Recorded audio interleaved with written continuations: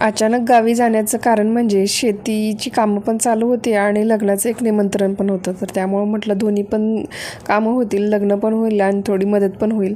तर सुगीचे दिवस म्हणजे गावाकडं आता सध्या लोक वगैरे मिळत नाहीत, म्हणजे रोजंदारीचे वगैरे पण लोक जे कामगार लोक असतात तर ते, त्यामुळं मग थोडीशी मदत म्हणजे शेंगा वगैरे तोडायच्या होत्या. तर मग मला तर काही जास्त जमणार नाही मुलींच्यातून, पण जेवढी जमल तेवढी थोडीफार 2-4 दिवस मदत करायची असं ठरवलं होतं. त्यामुळं गावाकडचा प्रवास चालू झाला.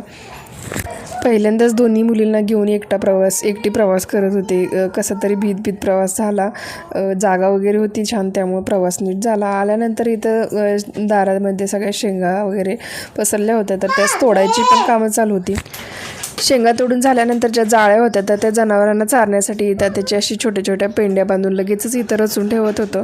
त्यानंतर इथं दुसऱ्या दिवशी शेतामध्ये काढायचे होते भात, तर ते पण पहिल्यांदाच केले होते यावर्षी आमच्या शेतात. थोडंसंच होतं अगदी, तर त्यामुळे त्याला मशीन वगैरे भेटली नाही, त्यामुळे हे हातानेच असं झाडायचं होतं. म्हणजे एक प्रकारे भाताची मळणी चालू होती. तर थोडंसं होतं, याला दिवस लागला पण. आणि मग शेवटी मीन वहिनी आलो मग, आणि दुसऱ्या दिवशी मग शेतात परत आणि आम्ही चाललो होतो.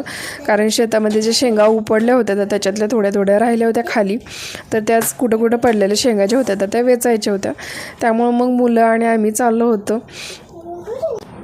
शेताच्या अलीकडेच असा ओढा आहे, त्यामुळे छान वाटतं असं शेतात जाताना. आणि मग 2-3 शेत झाले की पलीकडे आता हे रिकामं जे शेत आहे तर ते आपलंच होतं. त्यानंतर हे रानातली कामं, घरातली कामं हे असं चाललंच होतं. जे भात होतं काढलं तर ते 2 दिवसांनी इथं पिंजर बांधायचं काम चालू होतं, तर तेच आता थोडंसं बांधून देत होतो मम्मीन मी. संध्याकाळी मग घरचे कामं आवरले आणि रात्री इथं लग्नासाठी आलं होतं, तर तिथं हळद होती. तर हळद वगैरे छान लावून घेतली आणि त्यानंतर 11-12 वाजले रात्रीच. त्यानंतर दुसऱ्या दिवशी होतं लग्न. मग लग्नासाठी पण इथं आम्ही आवरून आलो होतो सगळे.